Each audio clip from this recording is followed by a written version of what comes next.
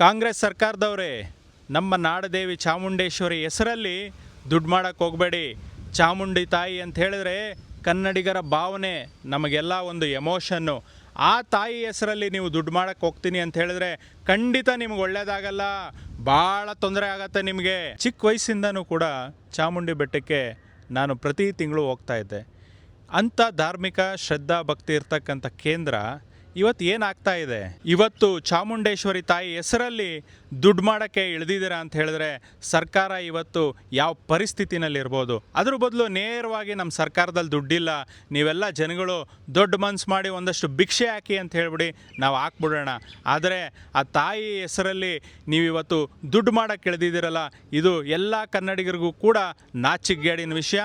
ಚಾಮುಂಡಿ ಬೆಟ್ಟ ಕನ್ನಡಿಗರದು, ಅದು ನಮ್ಮ ಸಂಸ್ಕೃತಿ, ನಮ್ಮ ಧರ್ಮ, ನಮ್ಮ ಹೆಮ್ಮೆ. ಅದು ಭಕ್ತಿ ಮತ್ತು ಶ್ರದ್ಧಾ ಕೇಂದ್ರ ವಿನಃ ಅದನ್ನು ವ್ಯಾಪಾರೀಕರಣ ಮಾಡೋಕ್ಕೆ ಹೋಗಬೇಡಿ.